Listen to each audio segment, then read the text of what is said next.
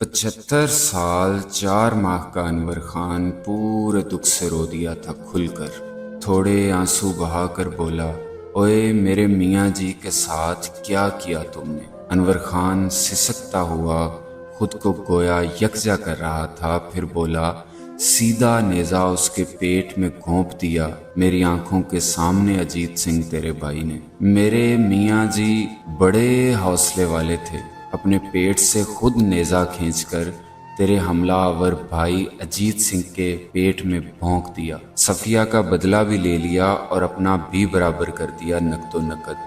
अजीत सिंह किरपान निकालते ही रह गया और ऐसा गिरा कमादों के पास कि फिर मैंने उसे कराहते हुए भी न सुना। मेरा ख्याल है जो हुआ ठीक हुआ, होना भी यही चाहिए था, दूध का दूध पानी का पानी। जुल्म को जड़ से काट देना ही इंसाफ है। और मैंने देखा मेरे सामने अजीत सिंह की आंदरें जमीन पर रुल रही थी। वो मुंह के बल गिरा था मगर आंदरें कहाँ तक फैली थी। फिर वो उसी तरह तड़प तड़प कर ठंडा हुआ जिस तरह मियाँ जी मोहम्मद शफीक। पता नहीं तुमने देखा या नहीं, मगर मैंने हर मंजर की हर परत और हर रंग देखा ही नहीं, दिल से जोड़ कर रखा है आज तक। हर हरकत को यूं महफूज कर लिया है दिल में जैसे मेरा दिल न था, फिल्म फीता था। वो लम्हा भर रुका, सब लोग, सारा हजूम जमा हुआ था। हर शख्स बाइस्कोप में मुंह घुसाए 12 मन की धोबन देख रहा था। दूसरों के बारे जानने का तजस्सुस, लड़ाई झगड़ों में मुदाखलत या फिर एक्सीडेंट का अंजाम देखने के ख्वाहिशमंद लोग। हर किसी ने कोई न कोई आरज़ू पार रखी थी।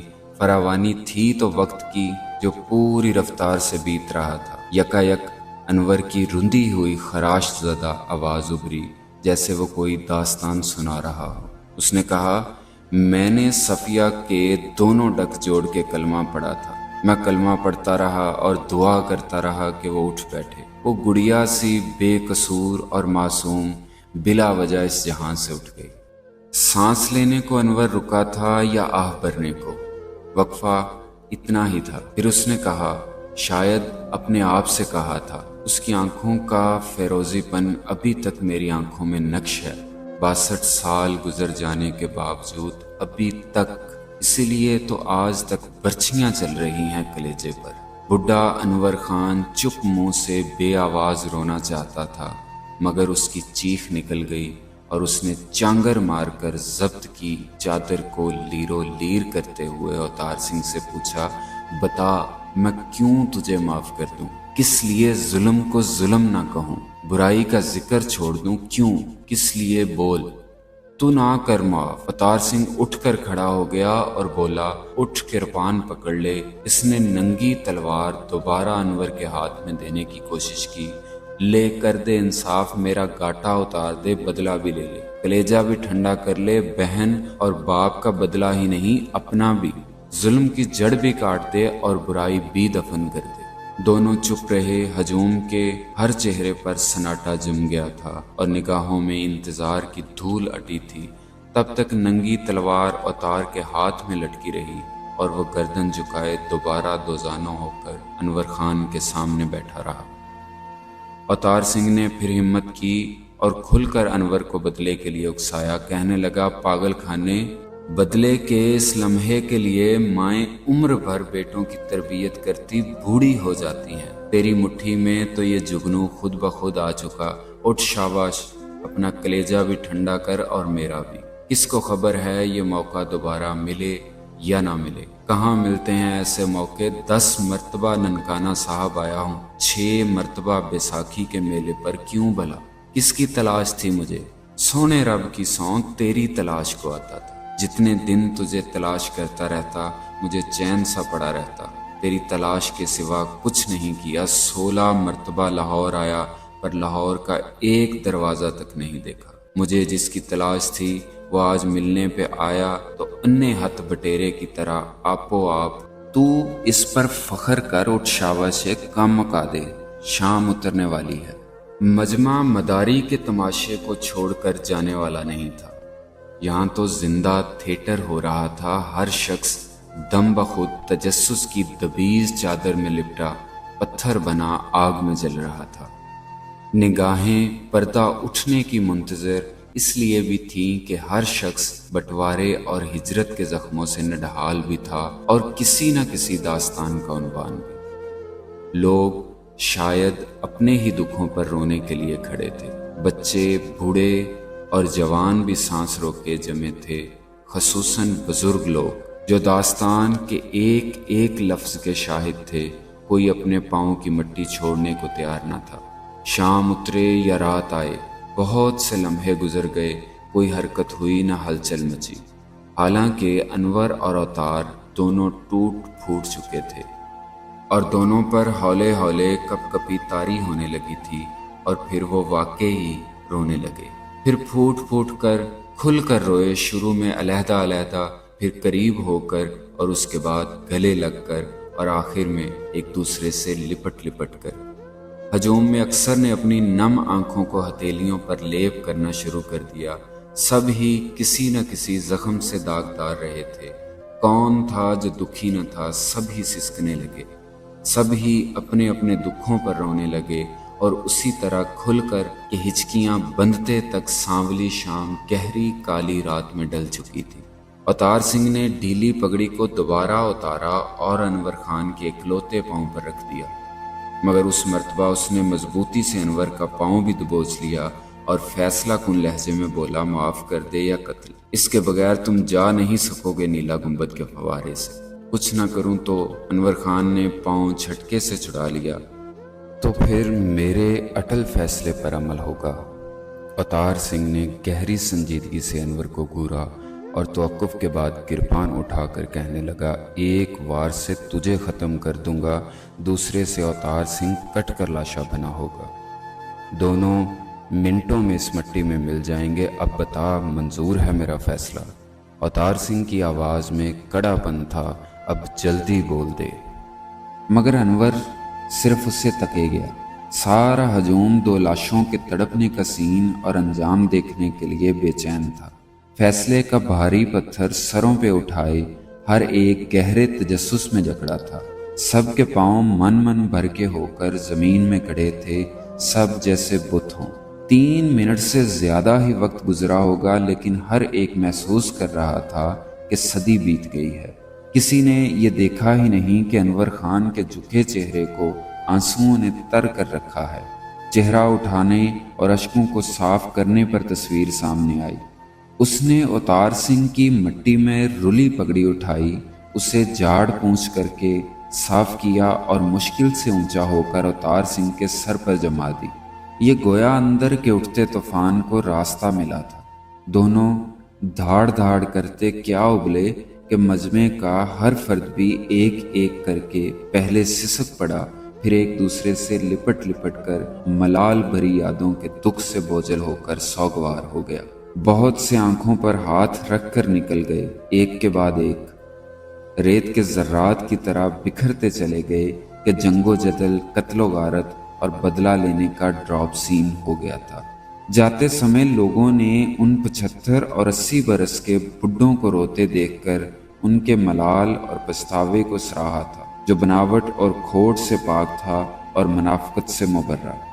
جب سارے لوگ بہتی ہوئی بھیڑ میں جذب ہو گئے تو اوتار سنگھ کہنے لگا، اس ساری واردات کے پیچھے جو کوڑ کرود تھا، نہ تو نے سنا نہ تجھے اس کی خبر۔ تم لوگ تو ہمیں بابکوال سے رخصت کرنے آئے تھے، ہماری محبت میں تم نے، تمہارے میاں جی نے، خاندان نے، سب نے شہر سے دور تک ہمیں ودا کرنا تھا۔ یہ پرانی رسم تھی بھائی چارے کی، بچھڑنے کی۔ مگر پھر لمحہ پر رک کر اوتار سنگھ بولا، سارا کت خانہ اس جتھے والوں کا تھا جو گاؤں گاؤں، قصبہ قصبہ سے جڑتا جڑاتا بابکوال اور یارپورہ کے درمیان آموں کے گھنے باغ میں آ اترا۔ ایک رات ادھر پڑاؤ تھا، لہٰذا سب گوڑیاں باندھ کر کھلے ڈلے ہو گئے۔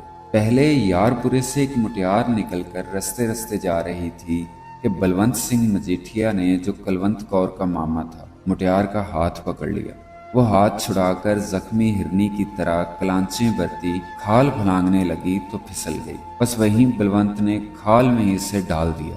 دوجے جوان دور دور سے دیکھتے اور گٹھکتے رہے۔ ہر کسی نے یہی سمجھا کہ ہمارے گھر بار ڈور ڈنگر اور یادوں کو چھڑا دینے کا شاید بدلہ ہے کہ ایک کھمب جیسی چٹی دودھ الڑ کو تیلا تیلا کر دیا جائے۔ بات یہاں تک رہ جاتی تب بھی کچھ نہ بگڑتا۔ بلونت کو راوی کے کنڈے آتے آتے شراب کے 2 بڑے گلاسوں نے ایسا جکڑ بند مارا ہوا تھا کہ اس کا غبار ختم ہونے میں ہی نہ آتا۔ اس نے آخر میں سسکتی ہوئی مٹیار کو 3 کرپانے مار کر کھال کے کیچڑ میں ہی دفن کر دیا تھا۔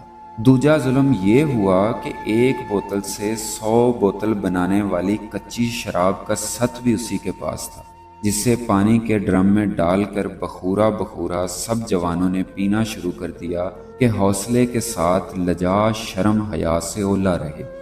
جب گہری شام کی ٹھنڈی ہوا نے تھپکیاں دیں تب کیا جوان کیا ادکھڑ، 7ویں آسمان تک سبھی اڑنے لگے۔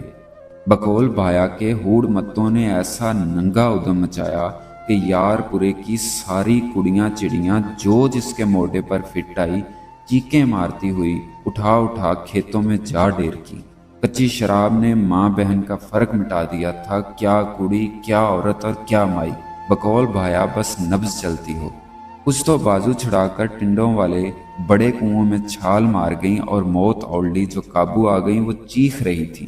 اس پر جوش نے باقیوں کی مت مار دی تو کرپانیں ننگی کر کر کے گاؤں پر چڑھائی کر دی، وہی گاؤں جو ایک طرح سے انہی کا تھا۔ پھر کڑیاں ایک پاس سے بھیڑوں کے طبیلے میں اکٹھی کر کے تالے بند گھروں کی چھتیں پھاڑی، آگ لگائی کہ اندر لکے چھپے بچے بوڑھے اور بزرگ سوانیاں بسم ہونے لگے۔ تو نے یہ تو دیکھا کہ میں نے صفیہ کو 2 ٹک کر دیا، یہ نہ سمجھا کہ کیوں کب، جب ہنیری میں کسی کو کسی کا ہوش تھا نہ لحاظ۔ کرپال سنگھ کو بلونت سنگھ کی طرح انوکھی چڑھ گئی تھی۔ بدتخم نے اپنی ہی کنواری بہن ستو کو کندھے پر اٹھا لیا، پھر جب اس کے کپڑے بھی پھاڑ دیے تو ستو نے کس کر ایسی چپیڑ ماری کہ کرپال سنگھ کے ہوش ٹھکانے آ گئے، مگر وہ مڑا نہیں تھا اپنی آئی سے۔ کہنے لگا، گل خانیے بیج ہمارا، پھل ہمارا، پالا پوسا ہم نے، اور پھل کھائیں پرائے کوے، یہ نہیں ہو سکتا۔ وہ تو بھایا نے ڈانگ سوٹے سے اس کا کچومر نکال دیا، چھتر مارے اور ستو کو کرپال سنگھ سے چھڑا کر اس کی جان بھی بچائی اور عزت بھی۔ بس یہی وہ لمحہ تھا جب میرے اندر سانجی عزت بچانے کا خیال آیا۔ میں نے معصوم صفیہ کی عزت بچانے کو 2 ٹک کر دیا۔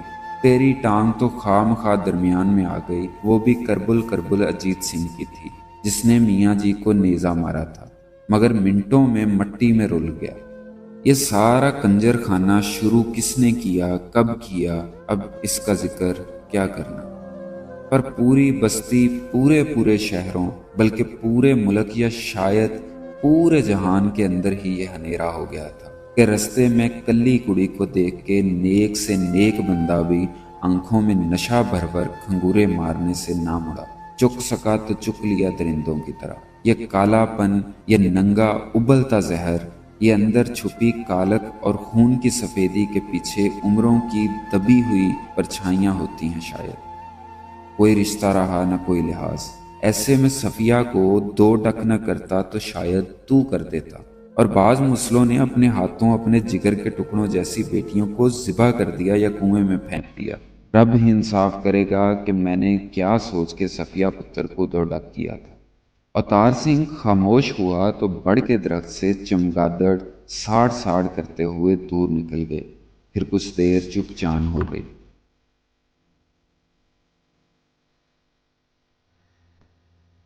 دونوں کے اندر سے بوجھ کم ہو رہا تھا، اب دوزخ علاؤ بھی کم تھا۔ اس چپ میں دلوں نے جانے کیا گیان حاصل کیا کہ اندر کچھ نیا پن سا اترنے لگا تھا، شاید نروان یا کچی عمروں کا اعتبار، یا درگزر کر دینے کے بعد کا گہرا سکون۔ کیفیت کچھ ایسی ہی تھی جب اوتار سنگھ بولا، رات ہو رہی ہے، مجھے اب کیمپ پہنچ جانا چاہیے۔ وہاں کون ہے تجھے اڈیکنے والا، گھر چلتے ہیں، روٹی ٹکر کھائیں گے، جگراتا کریں گے، دکھ سکھ بول بول کے۔ انور خان نے اوتار سنگھ کا ہاتھ دبوچ رکھا تھا۔ یہی تو تجھے خبر نہیں، مسکرا کر اوتار سنگھ کہنے لگا، اڈیکنے والا ہی نہیں، پیار کرنے والا، میرے ساتھ عشق کرنے والا۔ مجھ سے بحث کرنے والا، لڑنے والا، پاؤں دبانے والا، اور میرے گیسوؤں میں شکروار کے شکروار نرم ہاتھوں سے تیل ڈالنے اور دھونے والا، وہی تو ہے جس کے لیے میں جیتا چلا جا رہا ہوں۔ اوتار سنگھ ذرا کی ذرا رک کر مسکرایا اور کہا، سارے رشتے دل بہار سنگھ کے ساتھ ہی جڑ گئے ہیں میرے انور خان جی، اسی کو ساتھ لاتا ہوں، اسی کے ساتھ آیا ہوں ہمیشہ، ہر دفعہ پرچھاواں بن کر آتا ہے میرے ساتھ۔ انور خان حیرت میں ناک ناک ڈوب رہا تھا، بولا، تو پھر کلم کلا بازاروں میں کیوں گھوم رہا ہے؟ اسے ساتھ کیوں نہیں لایا؟ کہاں چھوڑ آیا ہے رشتوں کے گٹھر کو؟ وہ بھی کلم کلا ہی گھوم رہا ہوگا، بڑا سیر سپاٹے والا گبرو ہے، پڑھا لکھا ہے، فیشنیبل بھی۔ ایف اے تو کرا دیا ہوگا تو نے؟ انور خان نے قیافہ لگا کر پوچھا۔ بی ایس سی انجینئرنگ کر کے بڑا انجینئر لگ گیا ہے دلی میں۔ تر پھٹے منہ تیرا، اب بتا رہا ہے مجھے ذکر نہ اذکار نہ مجھے ملوایا ہے ابھی تک، خود کہاں ملا ہوں تجھے ابھی تک، ابھی تو گزرے وقتوں کی گنڈ گرا ہی کھول رہے ہیں بیٹھے، ملاقات کہاں ہو سکی ہے؟ چلو اٹھو انور خان جی، نکلیں اس چوک سے۔ انور حیرت سے تکتے ہوئے بولا، ڈبی بازار نہیں چلے گا میرے ساتھ؟ بابی بچوں سے نہیں ملے گا؟ سب چلوں گا، سب سے ملوں گا، 16ویں مرتبہ آیا کس لیے ہوں؟ وقت گزرتا جا رہا ہے اوتاریا، کتنے دن کا ویزا ہے باقی؟ پورے 8 دنوں کا۔ گھر چھوڑ، ڈبی بازار کیا، سب جگہ جاؤں گا، چوہٹا مفتی باقر سے کوچا کندی گراں اور بارود خانے کی حویلی تک، سب کو پھر سے دیکھوں گا، آنکھوں کو ٹھنڈا برف کرنے کے لیے۔ مگر ابھی مجھے اس باگڑ بلے کا خیال ستا رہا ہے، پتہ نہیں کس کس چوک اور کس کس موڑ پر مجھے تلاش کر رہا ہوگا۔ اس کا گزارا میرے بغیر نہیں ہوتا، واحد گرو نے پتہ نہیں کیا مہر ڈال دی ہے اس کے کلیجے میں، کہ دفتر بھی جاتا ہے تو گھڑی گھڑی مجھے ہی فون کرتا رہتا ہے، بن تار کے فون پر۔ پتر نہیں، واحد گرو کی کرپا ہے، رب کی طرف سے تحفہ ہے، انعام ہے، حیاتی سفل کرنے کے لیے پتہ نہیں کس نیکی کا بدلہ دیا ہے رب جی۔ اچھا تو پھر کل کا پروگرام رکھ لیتے ہیں۔ ہاں مگر کس جگہ؟ جہاں میں کیمپ سے سیدھا پہنچ جاؤں سوکھے سوکھے، اسی جگہ رکھ لیں۔ یہ جگہ نہیں تو پھر مجھے تو بتا دے، تجھے بھی چپا چپا یاد ہے؟ لوہاری دروازے، اوتار سنگھ نے بے ساختہ کہا، ملا حسین حلوائی کی دکان کے بالکل سامنے، جہاں پھلیرے بیٹھا کرتے تھے رنگ برنگے پھولوں کے ساتھ، تجھے یاد ہوگا۔ یاد تو ہے پر پتہ نہیں ملا حسین وہاں ہوگا یا نہیں، شاید دکان بھی نہ ہو، پھلیرے بھی سارے لاہور میں پھیل چکے ہیں۔ تم وہیں آ جانا، میں بھی آ پہنچوں گا۔ وہ رکا اور جلدی سے بولا، ہاں سچ پورے 2 بجے دوپہر کو، یاد رکھی؟ آہو جی، کیوں نہیں؟ انور خان نے پورا سر اسبات میں ہلایا اور مسکرایا بھی۔ جواب میں اوتار سنگھ نے زور سے ہاتھ جوڑ کر کہا، ست سری اکال، ستے خیراں، حیاتی سکھی گزارو، باقی رب رکھا، اور چل دیا۔ دونوں بچھڑتے ہوئے خوش بھی تھے، سوگوار بھی۔ اوتار سنگھ چل تو تیزی سے رہا تھا مگر ایک ٹانگ سے لنگڑاتا ہوا، جسے اس کے باپو نے ڈانگو ڈانگ کر دیا تھا۔ جب تک اوتار سنگھ انور کو دکھائی دیتا رہا، انور خان نے آنکھ نہ جھپکی۔ جو ہی اوتار Singh king Edward medical college کی دیوار کی اوٹ میں ہو کر اوجل ہوا، انور خان نے آنکھوں پر دونوں ہاتھ رکھ لیے اور کل کی آس لیے آنکھیں بند کر لی۔